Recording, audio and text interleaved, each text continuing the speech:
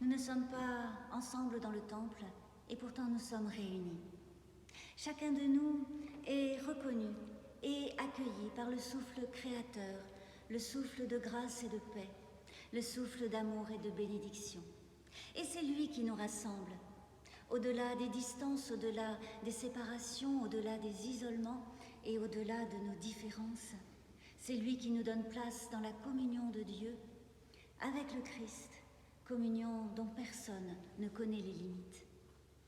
Alors bienvenue à chacun, à chacune, dans ce temps que vous prenez dans votre journée, dans ce temps que vous donnez à votre propre vie intérieure et à l'Église, ce temps que vous recevez là où vous êtes, là où vous en êtes.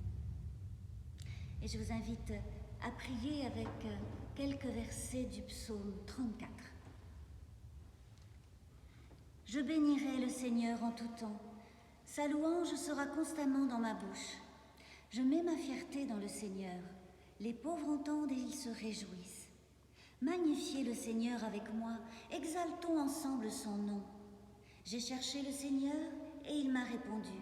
De toutes mes frayeurs, il m'a délivré. Ceux qui regardent vers lui sont radieux et leur visage n'a pas à rougir. Quand un pauvre crie, le Seigneur entend et il le sauve de toutes ses détresses. Le messager du Seigneur dresse son camp autour de ceux qui le craignent et il les délivre. Goûtez et voyez combien le Seigneur est bon. Venez mes fils, écoutez-moi, je vous apprendrai la crainte du Seigneur. Quel est l'homme qui prend plaisir à la vie, qui aime les jours pour voir le bonheur? Préserve ta langue de tout mal, tes lèvres des paroles trompeuses. Écarte-toi de ce qui est mauvais, fais ce qui est bon. Recherche la paix, poursuis-la. Et puis nous lirons dans le livre de l'Apocalypse, au chapitre 21, les versets 1 à 8.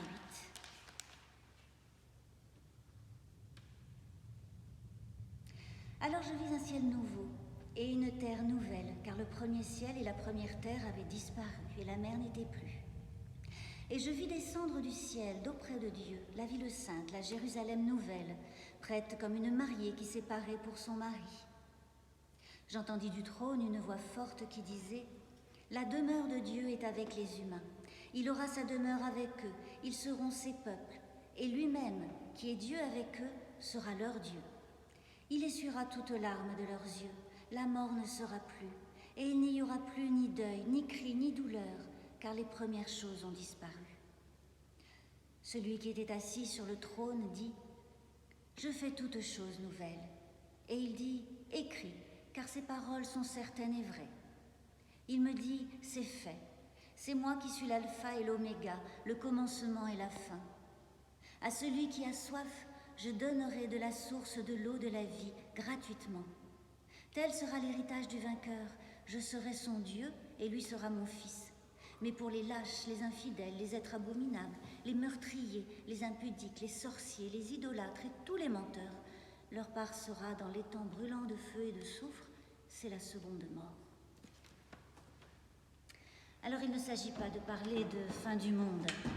Ce que le livre de l'Apocalypse révèle, parce que c'est ce que signifie son nom, Apocalypse veut dire révélation, ce qu'il révèle, c'est ce qui travaille dans le monde, ce qui est à l'œuvre, et aussi ce qui lui donne sens au-delà de ce qui paraît, de ce qui apparaît. Il ne s'agit donc pas de la fin du monde, de la fin des temps, mais de notre temps, un temps de crises multiples, dont celle qui nous confine chez nous en ce moment. Il s'agit de lire les soubresauts du monde, des sociétés, de les lire à la lumière de l'Évangile, à la lumière de Pâques, de l'histoire de Jésus mort et ressuscité. Pour Jean de Patmos, le visionnaire de l'Apocalypse, c'est la domination romaine et sa mondialisation financière et commerçante qui vise à gouverner les peuples, les relations humaines et à opprimer, dominer les êtres humains eux-mêmes. Alors Jean de Patmos écrit sa vision afin que s'ouvrent les yeux, l'intelligence et la foi des lecteurs à l'espérance portée par Pâques et par la résurrection. Il ne s'agit pas de retourner en arrière, au temps où Jésus de Nazareth marchait sur les chemins de Judée et de Galilée.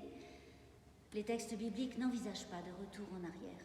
Abraham va de l'avant, il va et ne retournera pas dans la maison de son père. Moïse emmène les Hébreux hors de l'esclavage en Égypte vers la terre promise. Et lorsque des hommes et des femmes reçoivent une parole, un geste de Jésus de Nazareth, eh bien, soit ils le suivent, devenant des disciples, ou ils rentrent chez eux, mais c'est pour une vie renouvelée, nouvelle, vers un avenir libéré des résignations et des esclavages, résignation et esclavage et libération, dont le souvenir les aidera à aller de l'avant et continuera à les enseigner. Il est justement question de ce nouveau dans le livre de l'Apocalypse. « Voici, je fais toutes choses nouvelles », dit celui qui est assis sur le trône. Oui, il s'agit d'avenir, un avenir qui n'est alors ni conformé au présent d'épreuves, au présent qui pourrait sidérer et soumettre les vivants, et un avenir qui n'est pas non plus conformé au passé, un passé souvent idéalisé. Le sens, la signification de l'avenir est proclamé par la voix forte. La demeure de Dieu est avec les humains. Mais l'avenir n'est pas déconnecté du présent. Il ne commence pas à un autre moment que dans le moment présent. Ce que dessine la vision de l'Apocalypse est alors à la fois réalité et promesse. Et l'affirmation du visionnaire oriente l'existence du croyant dès maintenant, le maintenant de l'écoute et de la réception. La demeure de Dieu est avec les humains. Avec un autre vocabulaire, celui des évangiles, nous pouvons entendre parler là du royaume de Dieu. Ce royaume déjà là, ainsi que l'annonçait Jésus de Nazareth, et ce royaume qui vient encore, qui est encore à venir. À travers les symboles de la littérature apocalyptique, le texte déplie une compréhension existentielle de la demeure de Dieu avec nous, un avec nous incarné par Jésus l'Emmanuel.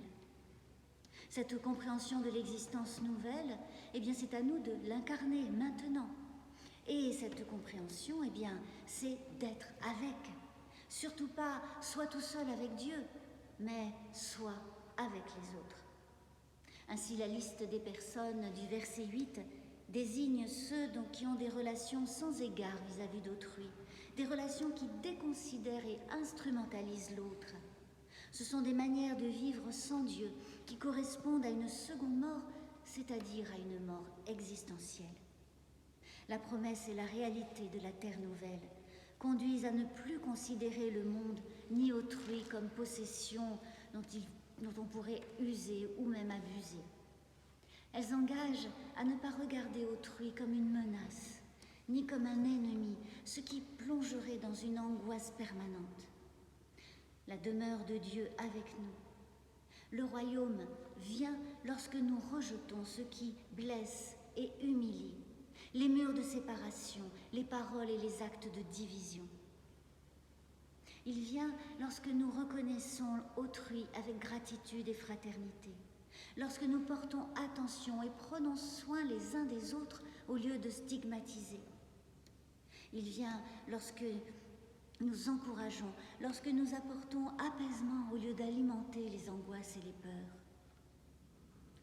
La demeure de Dieu parmi nous, le royaume vient lorsque notre existence s'ouvre à l'altérité au lieu de se recroqueviller sur elle-même, même en ce temps où nous sommes confinés chez nous. Car c'est maintenant qu'il nous faut penser au présent et à l'avenir qui y sera enraciné.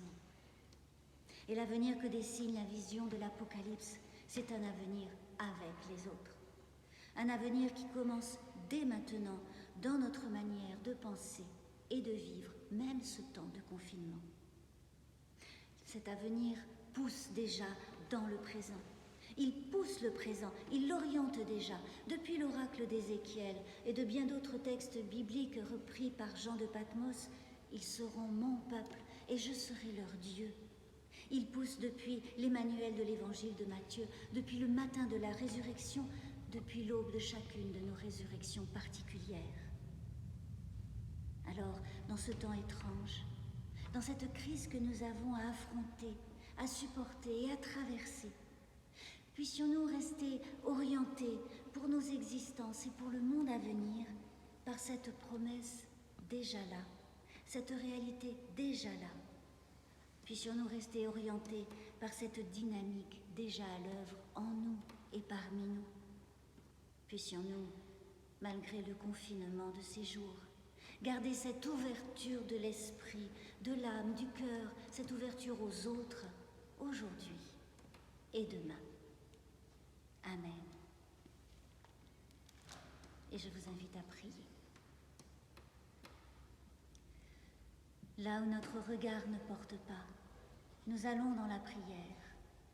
Là où des personnes malades souffrent, là où elles sont sans visite, là où d'autres personnes les soignent de toute leur force, avec tout leur dévouement, là où des personnes s'inquiètent de leurs proches à l'hôpital, là où des personnes pleurent la mort d'un être cher et les pleurent seules.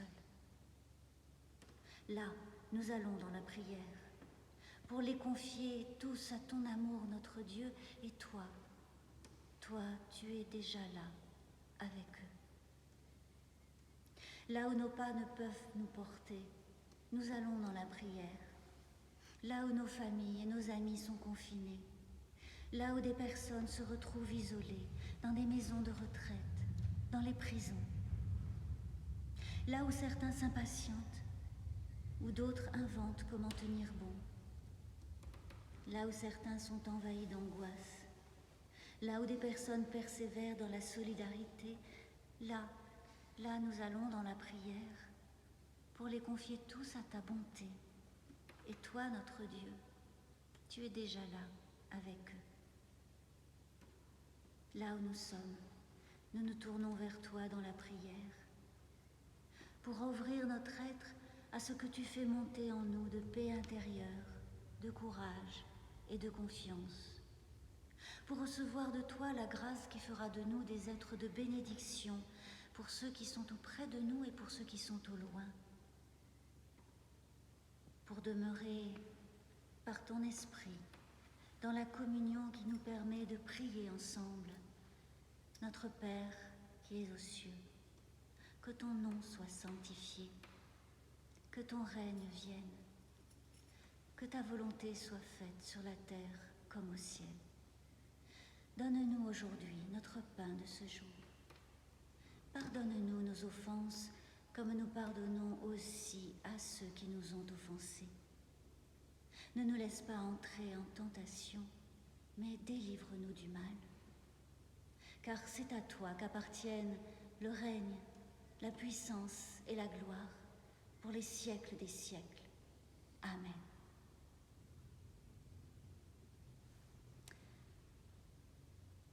Notre Dieu vous bénit. Il vous entoure par son amour. La vie du Christ vous habite et la force de l'Esprit vous encourage. Amen. À bientôt.